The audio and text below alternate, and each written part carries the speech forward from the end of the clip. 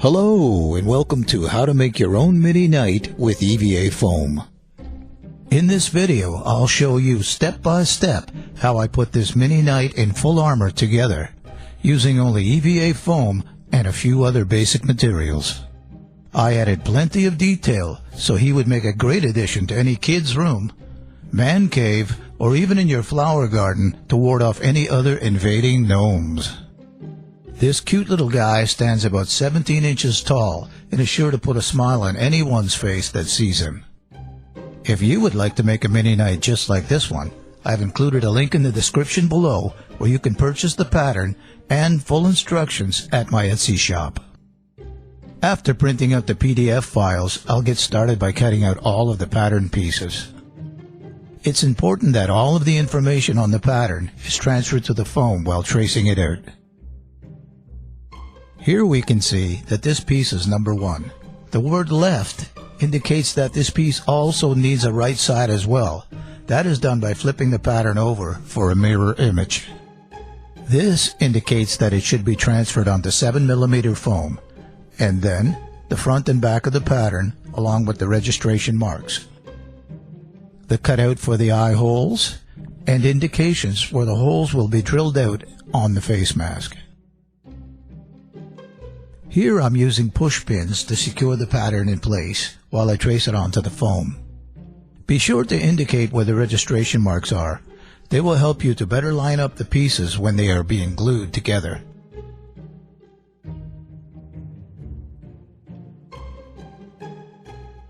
Now I'm using a pin to make marks where the air holes will be on the helmet. And here are the pin marks, the registration marks, and the traced out eye hole needed for this piece. Use a pen to make cross marks over the pin holes to make them more visible while you are drilling them out. To cut out tiny sections from the foam like this eye hole, I like to use one of these smaller utility knives for more accuracy. And here are the face plates left and right sides all drilled out and ready to be glued together. Add a good coat of contact cement to the front and back sides of both sections and allow it to become dry to the touch. While the glue is drying, use a heat gun to warm up the foam so it can be formed into a curved shape. This will make it much easier to assemble. Now firmly glue the two front edges together using the registration marks to guide you.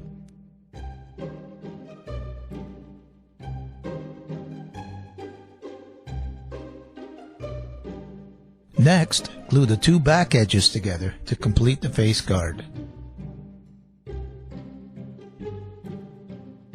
Here is pattern piece number 2, with many of the same indications as the last piece, but here we have to cut a 45-degree angle on both the top and bottom sides of this piece.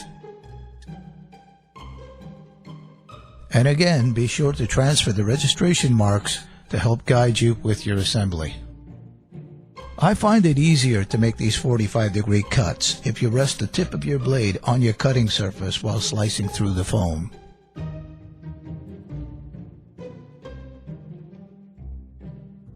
Slightly curve the pieces using your heat gun and add glue to the dart sections of both the left and right sides of piece number 2. I like to use a scrap piece of foam cut to a point to help get into those tight corners while applying the contact cement.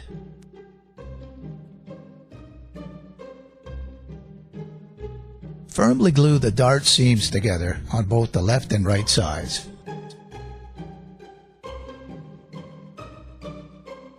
Now glue the two front edges together and then continue by gluing the back edges to complete section number 2.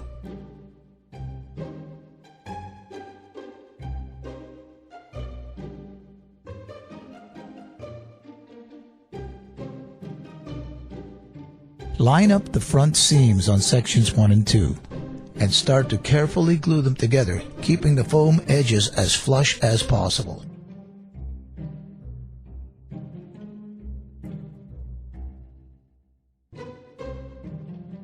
Now it's time to cut out piece number 3 for the helmet top.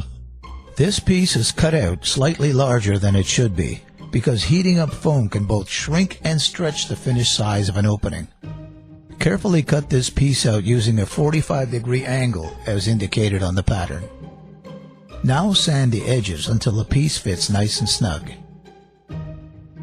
Glue it in place, lining up the front and back seams of the helmet with the registration marks on piece number 3.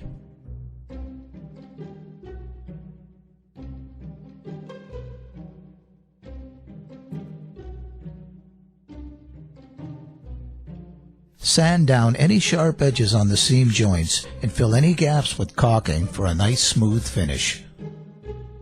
Now cut out decorative piece number 4 using 2mm foam. Glue it to the face guard using the front seam of the helmet to line it up.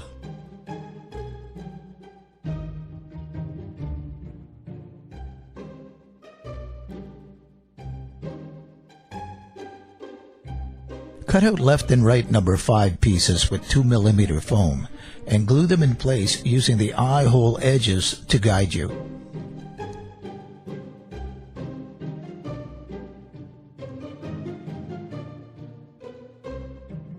This hole punch for paper makes a great tool for making rivets out of 2mm foam.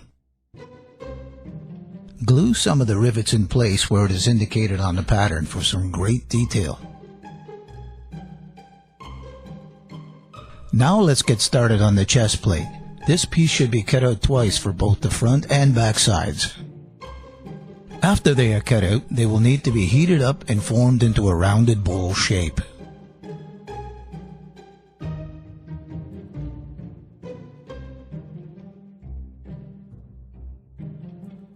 Now let's add some glue to the shoulder seams and side seams of both halves of the chest plate.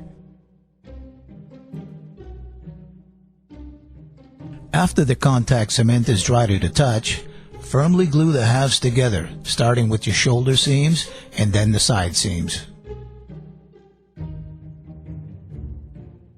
Now I'm cutting some 5mm strips from 2mm foam that I'll use to trim the outer edges of the chest plate. And this is the chest plate with trim added to the neckline, waistline, and next to the armholes. Time to cut out number 9 from 2mm foam and glue it into place. In here I added some rivets that I made earlier with the hole punch. Now I'm starting the belt assembly with numbers 10 and 11. I'll cut some 14mm strips from 2mm foam to make the belt. I like to use some kind of gear or tool to make imprints on the belt for more detail. Now I'm gluing one of the belt strips to the buckle, number 11. And I'll pass the other belt section through the buckle and glue it in place. Glue the belt to the chest plate body and cut off the excess material in the back. The upper leg guards, number 18, are next. Cut them out and glue on the trim and rivets. Now glue them in place about 2 inches from the center on the bottom edge of the chest plate. This is the product that I used to make the miniature chainmail that will go under the armor. It's a rubberized shelf material that you can buy at any dollar store. Cut a piece of it 3 inches wide by 23 inches long. Now paint it with some silver acrylic paint, leaving about 1 inch at the top unpainted for gluing purposes. Next, we'll glue it in place inside the waistline of the chest plate, closing the overlapping material in the back with some glue. Now it's time to get started on the wooden body frame that will support the armor. For this step, you'll need only basic wood sizes, and it's easy to assemble with very little skill. I like this frame because it'll keep your knight very stable on his feet. And the wooden body provides us with a good solid way to later attach the arms to the body. Cut out all the wooden pieces for the body frame using the wood patterns. Sand and round over the edges of the wood so it fits better with the round curves of the armor. Be sure to only round over the top sides of the feet so that the bottom stays flat for better stability. Now drill a hole on an angle through the leg pieces to attach them to the body. Use a 2.5-inch screw and a little glue to fix the legs in place.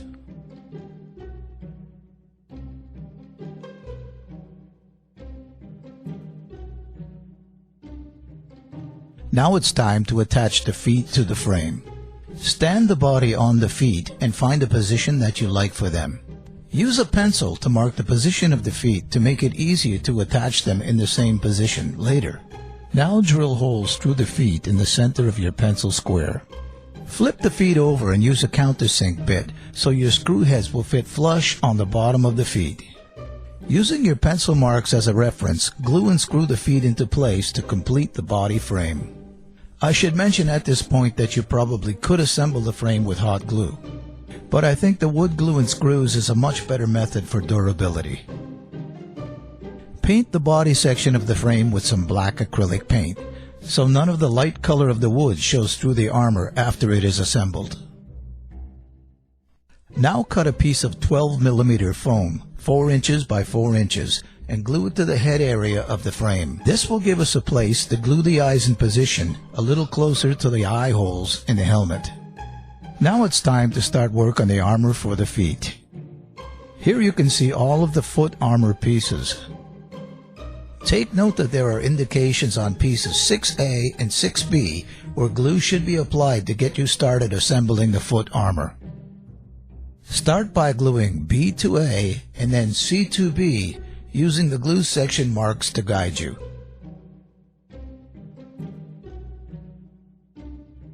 Now let's glue the assembled piece to the wooden foot. The top section of piece A should just touch the ankle part of the wood frame. Continue by attaching the 2 sides of the armor flush with the bottom of the foot. Now close up the toe section number 6D and glue it in place on the foot. Finish the foot assembly with number 6E, the heel section, by gluing it in place at the back of the foot. Time to cut out the leg guards with some 7mm foam. Take note that this piece also needs a 45-degree cut at the bottom. Heat up the leg guards and curl them up so they will retain a round shape to better fit around the legs. Now glue the seams in the back together to finish installing the leg guards.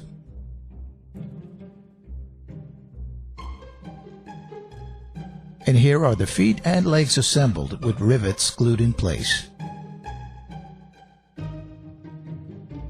Now we can install some of the chainmail we saw earlier to the face and neck areas of the armor. Cut a piece 8 inches by 17 inches and paint it with silver acrylic paint. Now install it inside the helmet just up to the bottom of the eye holes, leaving the excess hanging from the neck area.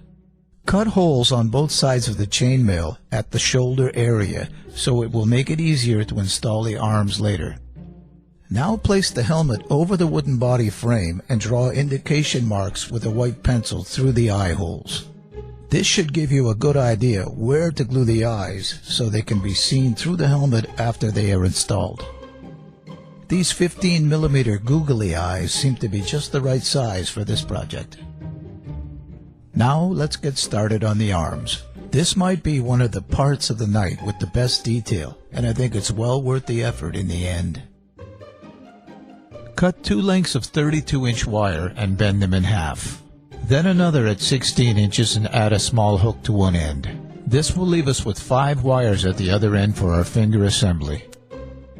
Now place all of the wires over a screw secured to a workbench.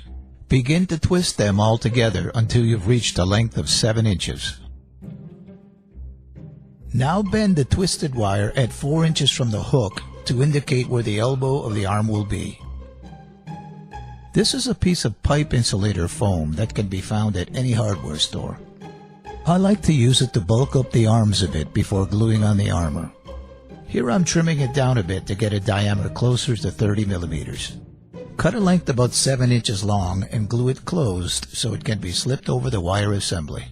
You could use many different materials for this step, but I think this method works well. Now cut out some of the foam material to make a better bend at the elbow. Now I've cut out and painted a 4x4 inch piece of the chainmail to cover the elbow that will show through the armor. Glue it in place by overlapping 2 corners of the square. I'll need to cut out 12 pieces for the arm guards for both arms. Start to glue the arm guards in place beginning at the inside of the elbow and then overlapping them as you go. Try to keep the seams on the inside of the arm where they won't be visible after the arms are in place. Continue to glue the arm guards in place on the forearms as well, using the same method. Now cut out number 16, the elbow guards, from 7mm foam. Sand and round over the pieces to a slight dome shape. Heat them up and then with your thumbs give them a concave shape. Now cut a small piece of trim and glue it inside the elbow for an elbow guard strap. Glue the elbow guards firmly in place and don't forget to add the rivets. Now we can turn our attention to the hand assembly, number 13. Cut out and separate all the pattern pieces for the hand. I'll be using 12mm foam to assemble the hands. I like to cut the finger sections out longer than they need to be in the foam, so I have extra material to hold on to while sanding and shaping them. And here are all the sections of the hand cut out and ready to assemble. Draw 3 equal sections on the underside of each finger, and then cut a V-shaped section out where the marks are.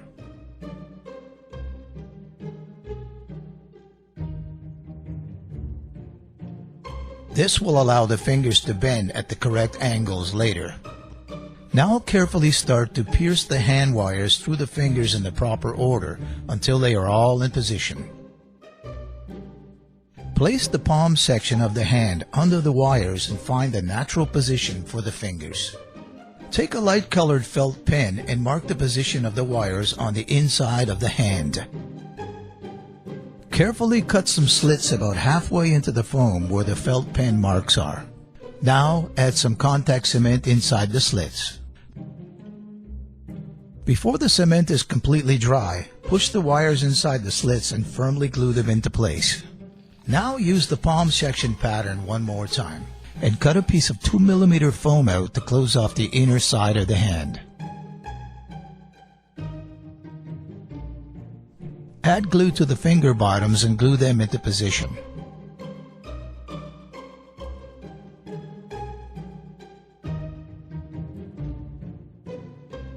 Trim off any excess wire from the fingertips and caulk any holes that the wires made.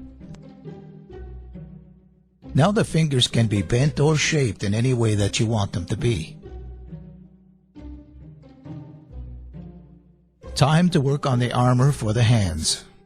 Cut out pieces number 14 A through D and keep them in order.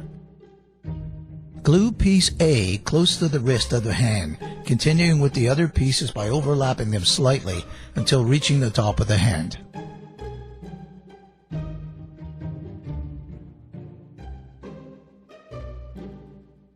And of course, we can't forget the knuckle guards. And here is the finished hand, including the rivets. Now it's time to attach the arms to the wooden body frame. Insert the neck chainmail into the body and open it up, then place the foam assembly over the frame. Take a 1-inch screw and washer and place it through the wire loop at the top of the arm. Find a position you are happy with and screw the arm into the wood through the hole in the chainmail we made earlier. And here is the knight with both arms in place. Now it's time to add the shoulder guards. Cut them out of 7mm foam and sand and shape them, much like we did for the elbow guards. Form them into a concave shape with the heat gun, add the rivets, and glue them in place on the shoulders of the knight. Now, let's give him some weapons to hold. Using some 7mm foam, cut out and sand number 19 into a blade shape. Now cut a straight line into the blade about halfway through the foam. Glue a piece of wire into the slit, allowing it to extend about 2 inches from the bottom of the blade. Now cut the sword handle out of some 7mm foam and sand and shape it, leaving the top edge flat. Time to assemble and glue the sword together, by first passing the wire through the handguard, then the handle, and finally glue the pommel at the end. Now cut out the shield number 23 from 7mm foam. Heat it up and form a slight curve on the shield. Now add some 2mm foam strips to decorate the front of the shield. Time to install the shield handle number 22. Cut out and shape the handle. Now about an inch from the top of the handle, cut out a V shape from the foam so it can be glued at a 90-degree angle. Now glue the handle about 1.5 inches down from the top of the shield in the center. To add color to the knight, I use my own version of a product called Rub and Buff. By mixing this metallic powder I purchased on eBay with just neutral colored shoe polish. Rub it onto the piece with a rag or brush and later buff it out for a real authentic metal look. You can repeat this process until you've reached the intensity you are looking for. Because your arms and hands are wired, you can easily bend them into any position to hold the weapons where you like them. I hope you have enjoyed this tutorial on how to make your own mini knight with EVA foam. Check out the description below for information on how to purchase this pattern and full instructions on how to put your own mini knight together. Thank you for watching, and we'll see you in the next Craft Studio tutorial.